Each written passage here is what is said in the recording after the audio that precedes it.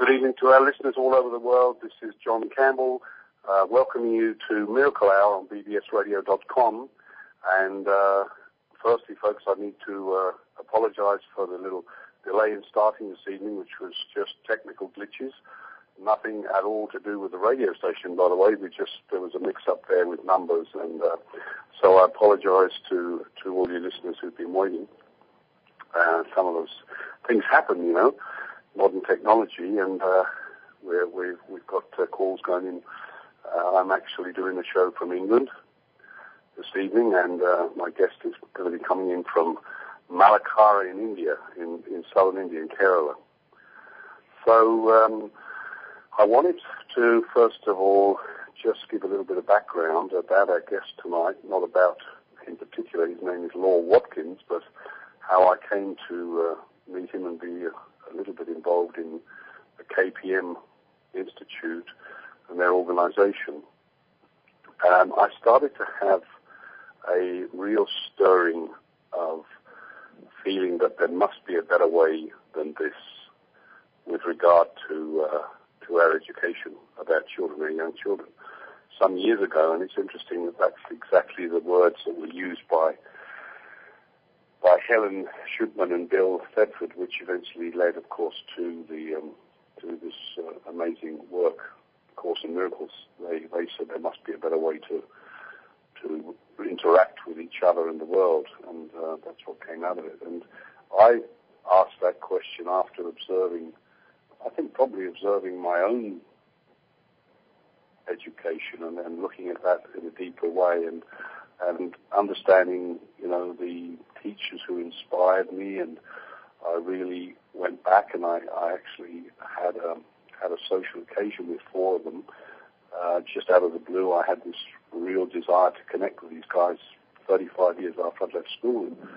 And I think I may have mentioned before, I asked the question, you know, what made me choose these guys out of a staff of about, 40, 50 teachers. And, of course, the answer was that they were all fun, that I had fun and joy. And then, of course, I realized that those four subjects were the subjects that I excelled in.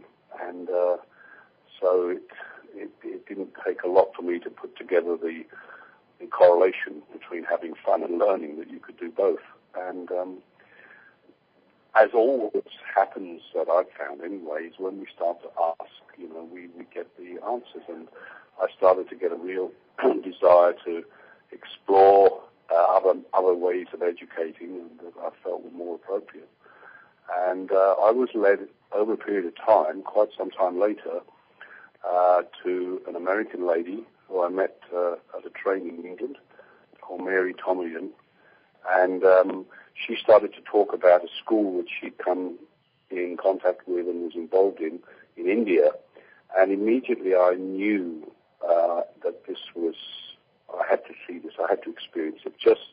She talked about the thing that really stuck in my mind at the time, was she talked about how the children were so alive, and there was a light coming from their eyes, and they were full of fun and joy. And I mean, it's not always what we experience in the traditional education system, and I'm certainly not here to judge or criticize anybody or any system, but it is a different experience. And when she spoke about this, I became really alive, and I wanted to experience it. And I went down first to America, to Texas, to Austin, and I experienced the first school to start up outside of India in the United States, and I was completely amazed. And everything that Mary had told me about the kids, I saw that in these children in Texas, and it had a profound effect on me. It caused me to, a lot of emotions came up, and it reminded me of the saying in the Course that says, you know, in the presence of love, love brings anything unlike itself to the surface in order to be healed. And when I was around these children, there's no question I was in the presence of real, pure love, and it brought up a lot of feelings. And I then decided to go down and visit the school in India, which I did, and I was similarly amazed at what I saw down there. You know, it's very hard to describe, to see children having that level of joy and fun and learning incredibly well at the same time. So it was something that had a deep and profound effect on me, and I have spread the word, if you like, albeit unofficially. Everywhere I go, I talk about KPM and the school and the approach, and it's something which is very close and dear to my heart. And as you'll know, those of you who listened to the show last week, I was actually in Cyprus, and an amazing thing happened, which I will share with you, because I think I was getting messages to reconnect, because I hadn't been in contact with the school for a while. And I took 4 car journeys all the time I was over in Cyprus, only 4. 3 were cab rides, and the other was a friend who actually happened to be a teacher, and shared his disillusionment at the teaching approach that he was kind of in. And every time I got in these 4 different cars, the car in front, and it was a different car every time, of course, the registration plate was KPM, which is the initials of his teaching approach. So I figured that was a message there to reconnect. So it's a great pleasure to do so tonight, and to invite on the show Mr. Law Watkins, and he's going to come on now and talk to us. And he's in Malakkara, India. So welcome to Miracle Hour, Law, and it's great to have you. And thank you so much, because I know that it's a very late hour over there. What time is it? What time do you have there, Law? It's about 12:40 or so a.m. on Wednesday. I think we're probably 3.5 hours ahead of you, 4.5 hours ahead of you, and 12.5 ahead of And it's great California. to thank you for coming on the show. And can you hear us okay down there? It's actually a little bit hard to hear your voice. I don't know how you're hearing me or how the station is hearing us, but I'm sure all is well at the station end. Yeah, Thank you very much you're coming over pretty loud and pretty clear. Oh, that's good. So, Law, first of all, I wonder voice. if you wouldn't mind sharing with our viewers a little bit about your background, where you come from, in other words, and what's your sort of, your own educational life was like, and what your work history was, when you went, and eventually, of course, leading up to how you first came upon the KPM approach yourself in the school in India, and then we can maybe talk a little bit more specifically about the school, but a little bit about how you came to find this amazing institution. Certainly.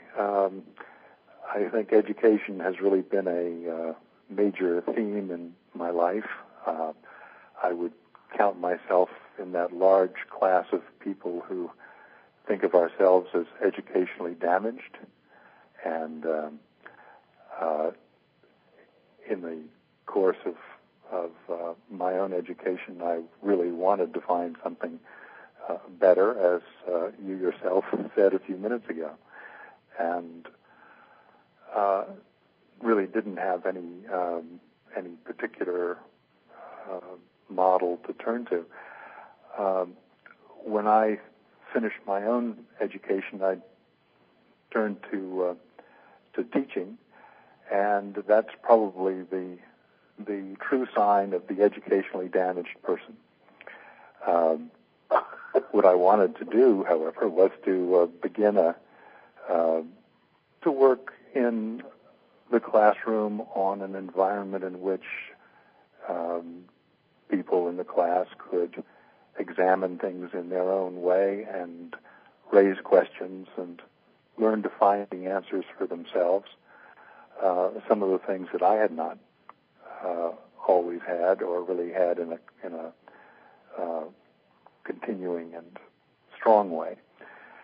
And at some point after this, I found the KPM approach being practiced here in Malakkara. I was deeply drawn to it from the very first. I'd heard the founder of the approach speak of education and saw the school begun in which the approach was first practiced, and found in it the kind of integral approach that was so missing in everything that I had seen or had until then. And I think that integral quality is what was really key for me. So that's the basic track, I would say, that took me to it. Okay. And could you give us a little bit of a time frame on that law? I mean, when give a year, when did you come across the approach? Yes, this was, the school was founded in 1987, and that is Sri Ramananda Memorial School. 87? Was that 1987 law? 1987. And okay. That followed 2 years after the founding of Atmavidya Educational Foundation, which is the repository, so to speak, of the approach, the foundation that implements it and also is responsible for its promulgation. Okay. And how did, I mean, well, first of all, what are the initials stand for? If you could tell our listeners a little bit about how the name came about and who was the founder, in fact. Yes, the founder was Sri K. Padmanabha Menon, and it's from his name that the initials of the approach are taken, and also of KPM Institute, which is located in Austin, Texas, where, as you said, you first came upon the approach.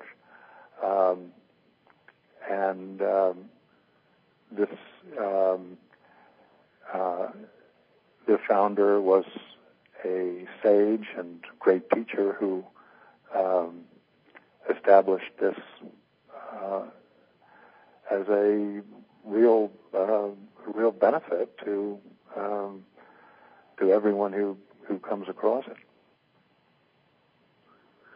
And how did it actually take form? I mean, did he have children of his own, and did that start as a small group of people, and then who got involved and develop? Yes, it was begun by a small group of teachers who were basically given the approach to put into practice, and a very small group originally of students. I think 7 or so in number at the very, very beginning, and gradually, year by year, the school was grown a standard or a grade at a time until its completion in the year 2000. And so that was its first graduating class, and so now we've been able to see the results, not only in terms of the first graduates, but these students who have gone on through university and now are employed in various fields in India. Mm-hmm. And when you first started, did you, the physicality of the school, did you take over an existing school buildings, or did you even start from scratch, or how did that come about? It was really started from scratch. There wasn't a school building. It was built. The original building was designed purposefully for this, with the idea that the learning environment is really of crucial importance, and the environment has to be beautiful and dignified and inspiring in its own right, and resources that are similarly conducive to exploration and discovery. Yeah. And what would you could you explain to our listeners the basic premise of the approach? What is the basic premise, and how does it differ, would you say, from, I like the way you put it, the educational damaging that most of us have had in our education? Yes, I think that there are several key principles, and one that I might start with is the establishing of a relationship of trust between teacher and student. This is just fundamental to the approach, and it actually merits a little bit of background and discussion, if I may embark on that for a moment. Yeah, please do. We'd love to hear. I think it's perhaps also well to understand it in terms of another idea of unconditional valuing. This is, I think, the real core of how the child is approached. And the term is one that has a certain kind of danger to it, I think, because it can be, it might be overused, or it might be understood in terms that are not entirely resonant with the way it is used in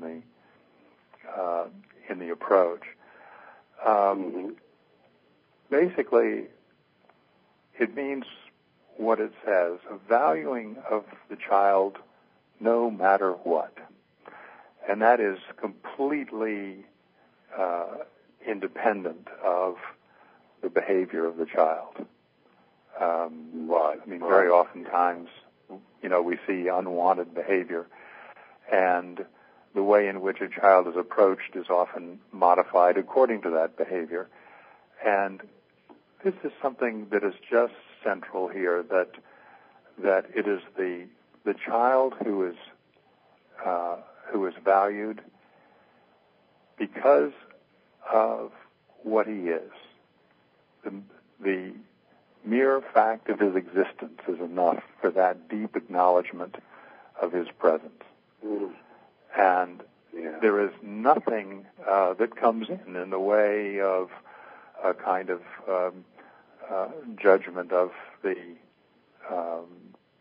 external, so to speak. And this is something that really goes in deep. It's, I think, something that makes possible the connection at a level which is not one of the sort of qualities or characteristics of the child. I was thinking just in terms of my own childhood in this regard, and I remember my mother, who was a remarkable woman in many respects. Parenting was not actually one of those respects. And my mother at several points said to me how wonderful she thought I was. And I always remember being uncomfortable by this, made uncomfortable. There was something that that made me uneasy about this. And I think that what it was that I recognized even as a child was that if she could say this, then the question arose, was her love for me because I was wonderful, or was it there for me no matter what? Was it there for me just because of what I was? Yeah. And I think it's a very real kind of question. I mean, one of my colleagues commented the other day that it's so easy to misunderstand unconditional valuing because you might think that because you value a child enormously and provide everything that you can think of, that you're unconditionally valuing the child. And yet, the mere fact that you're somehow connecting the value with the providing of all the resources that you can means that you're conditioning that value. I think once years ago I came across the title of a book on a shelf, which was Punishing with Rewards. And I never read the book, but I thought that the title, Punishing with Rewards, yes. And I never read the book, but I thought the title itself just spoke volumes. There's the sense that if you're giving rewards, that means you're really giving the attention to what you think is meritorious in the child. There's a kind of assessment or judgment going on. Mm-hmm. And the reverse then is implicit. That it's implicit. The child is... I'm sorry? No, I understand. The reverse is implicit. Is that what you said? Yes, that's right. Mm-hmm. Yeah. That the child becomes more or less dependent upon the flow of rewards in order to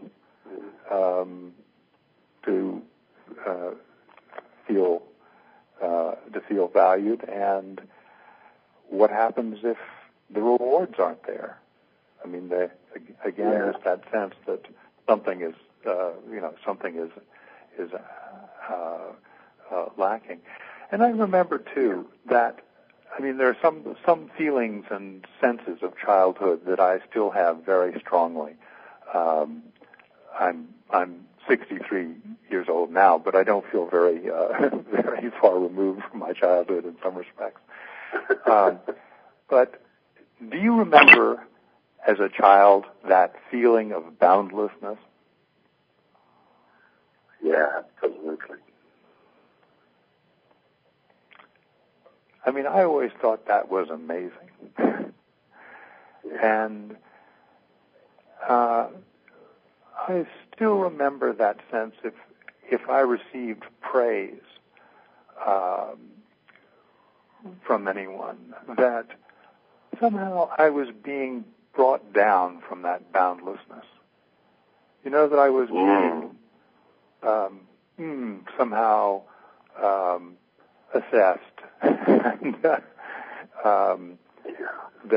some quality, some external really, was being accentuated. And I think that what is so key about this whole idea of the child being valued really no matter what is that it goes directly to that far deeper layer, and it strengthens that, and it does something that I think is hard to get at in any other way, and that is a building of real confidence. I know that you have an interest not only in education and the environment and a number of other things, but also in business and just in the shall we say, the right conduct of business. We had a student from the school here, he must have graduated probably 6 or 7 years ago, actually, because he finished a 4-year course of study at one of India's highly regarded technical institutes, and then went on into a career. And when he recently wrote a letter back to one of the teachers of the school, and like many of the students who graduated, he maintains a close contact here, precisely because of this kind of relationship that develops between teacher and student at this school.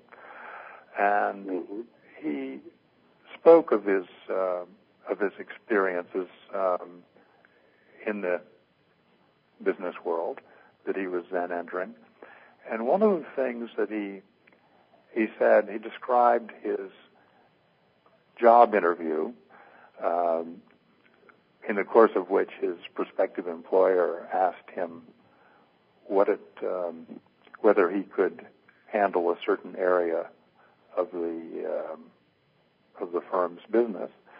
And he replied perfectly candidly that he had no experience in that, no training in it, but he was confident that he could learn it and master it in very short order and be in a position to work in that area.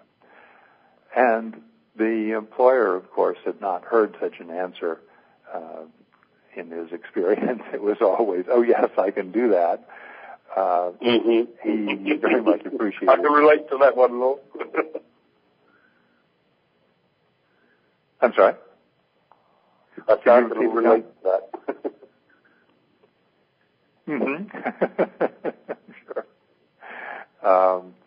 And he appreciated this candor, the manner in which it was said, and the confidence that the young man was showing, and hired him, of course.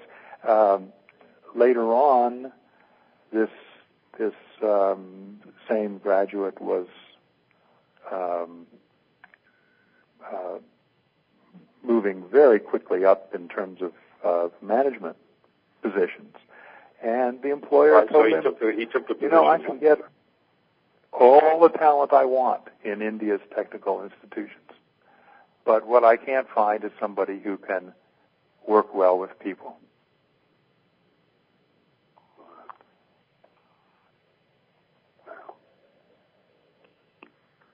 And this is really what he got from the school now. Yes, well, he attributed this to the school, and he spoke of confidence as being just absolutely the foundation for success in life. Yeah. And when the students, when they first come to the school, is it something which they readily assimilate this because it's such a different approach? I mean, my experience is that even when you talk to traditional teachers about this type of thing, and they show them the DVD, which I have done, there's almost a disbelief going on, and I wonder whether there's some work that you do at the school with the parents, because one of the things I've found is that you've got to have this congruence between what's going on at school and what's going on at home in order that this child doesn't feel confused.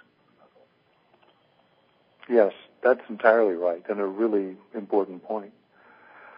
I think one of the things that is done here is that the real entrance qualification is simply the willingness of the parents to understand the approach and to be in harmony with it.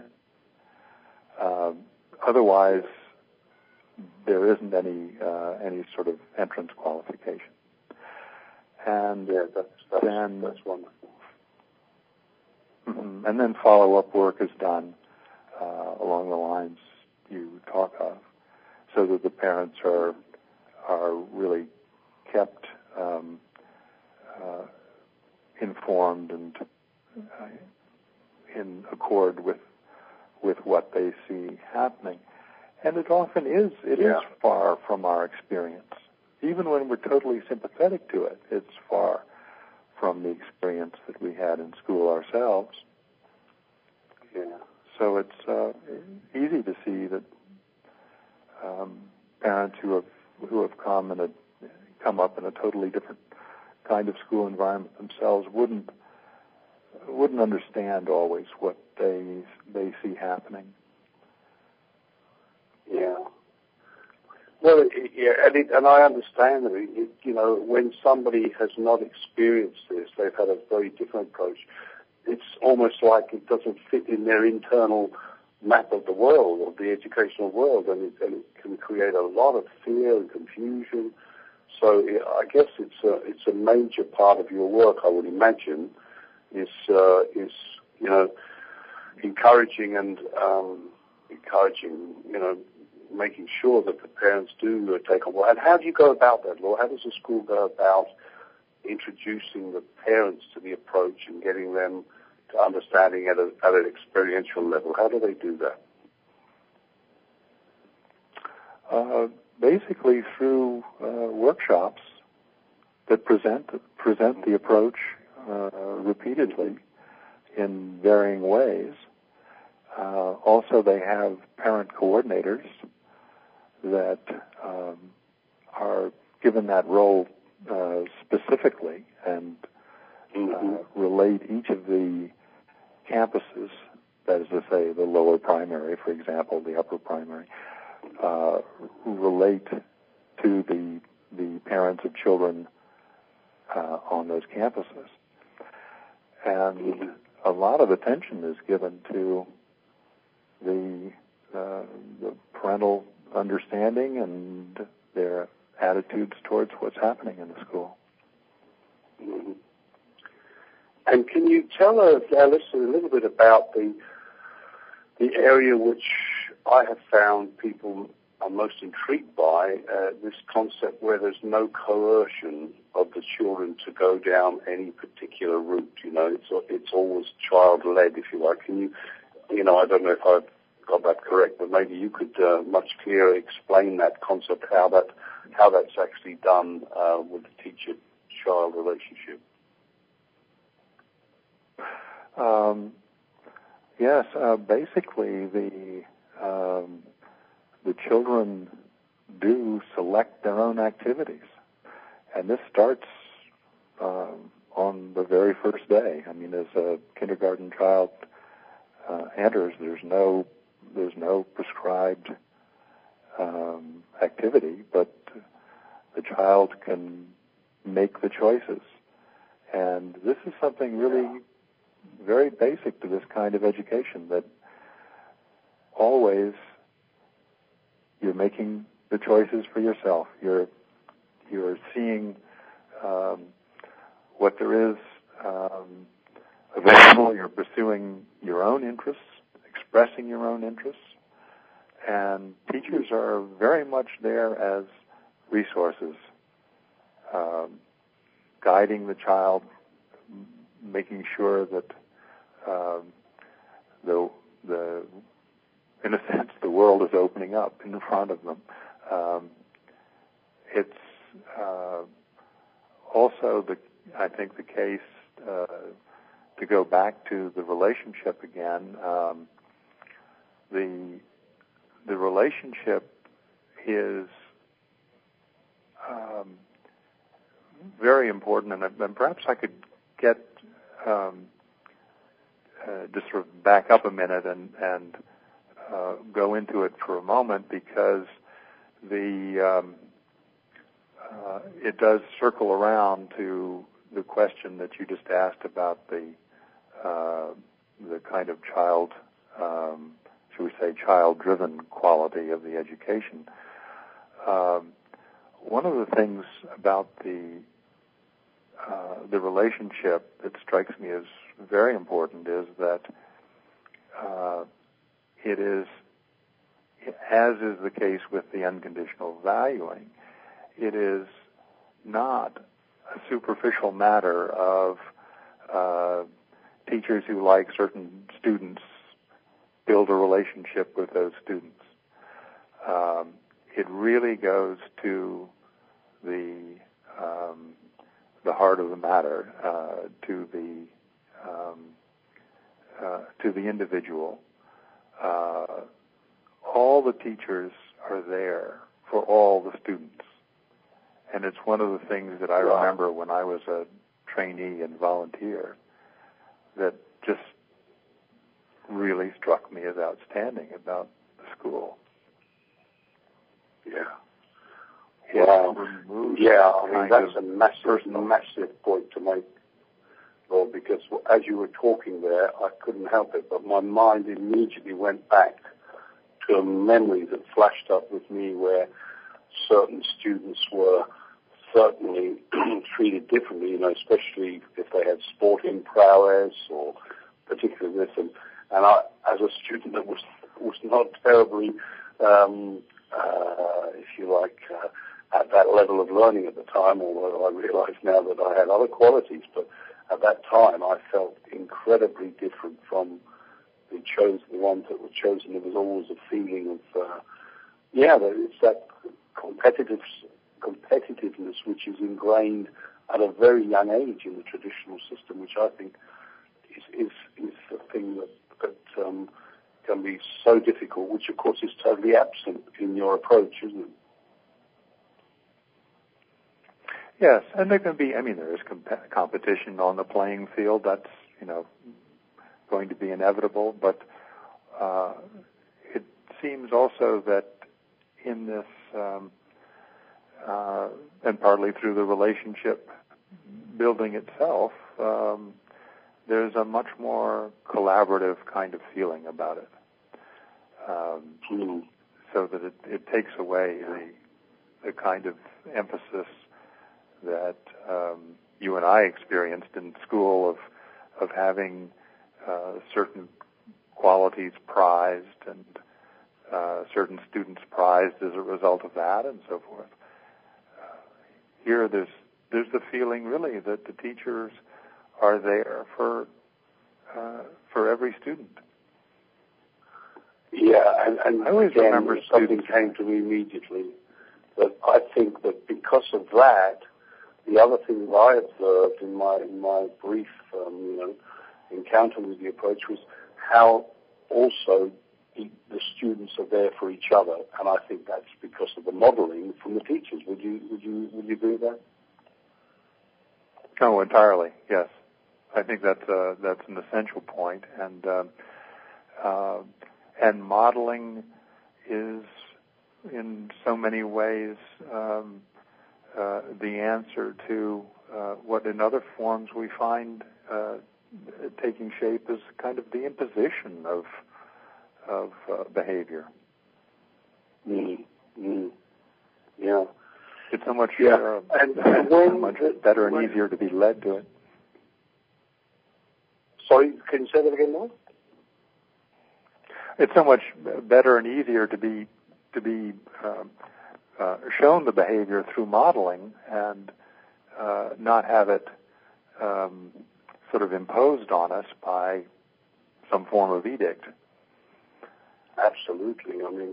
This is that old adage I love, children won't do what you tell them, they'll do what you do.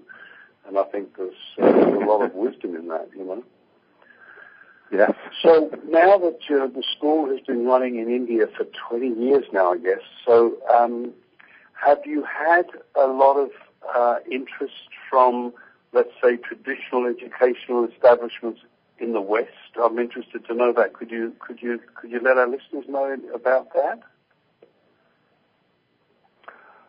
There has been interest in terms. I think you're aware of the study done by Dr. Gary Boric at the University of Texas in the Education Psychology Department. And colleagues and students there have certainly been interested. I think that there has been a similar kind of interest in Europe, where various people have been active in making contact with specialists in various fields who have been keenly interested in what happens in the school and willing to share their own methods and approaches. So there's been a considerable amount of interest in it and interaction in the last few years. Mm-hmm. And what about resource information, Law? Because I'm conscious that, my goodness, the time has flown by. It's amazing. When it's such an interesting evening, we're already nearly up to our hour here. So before we wrap up, I'd like you to tell our listeners where they can get resource information. Are there any books they can read? Do they have a website? Do you have a website they can visit? Do you have email? Because I'm sure a lot of people would be interested to go deeper and learn a bit more. So can you give that information out? Yes, I'd be happy to. For the approach itself, kpmapproach.org. And that's for the school, kpmapproach.org, I'm sorry? Yeah, that's the website, is it? www.kpmapproach.org? Yes, that's right. That's the website. And the website for the Austin School, which U.S. listeners may be interested in, is samschool.org. And again, www. Okay, so folks, those of you in the States, if you'd like to get more information about this amazing approach, you can go to visit www.samschool, that's SAMSCHOOL, samschool.org, and the school in India, or the approach generally, is www.kpmapproach.org. And you can get a lot of information there, a lot of resources. And I guess they'd on those websites would be email addresses that they can use if they would like to contact anybody from the organization. Would that be right? Yes. For one way, email-wise, is info at KPM Institute. All right, so info at KPM Approach, or just KPM? No, this would be Institute. This is the Institute in Austin. Info at kpminstitute.org. That would be the email address. All right, okay. So info at kpminstitute.org for any communication with the Institute in Austin. And what are the names of the publications, Laura, that have come out about the approach? One of the key ones is Gary Borge's study, as I mentioned, which is called Vital Impressions. Vital Impressions by Dr. Gary Borge? Yes. And where can that be purchased? It can be purchased in bookstores. It can also be purchased through the Sam School website. Okay. Good. There'll be information there. Well, that's wonderful.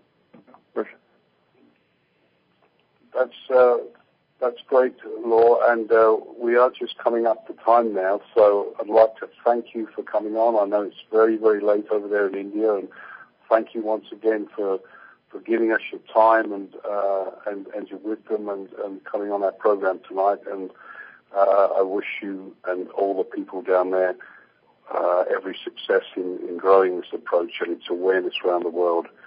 And listeners, if you want to contact anybody, do visit the website, and you've got the email addresses there. So thank you, Law, and have a great sleep. Thank you so much, John. I look forward to seeing you soon. Thanks so much. Be in touch. You're very welcome. Bye-bye. Thank you, Lou. Bye-bye.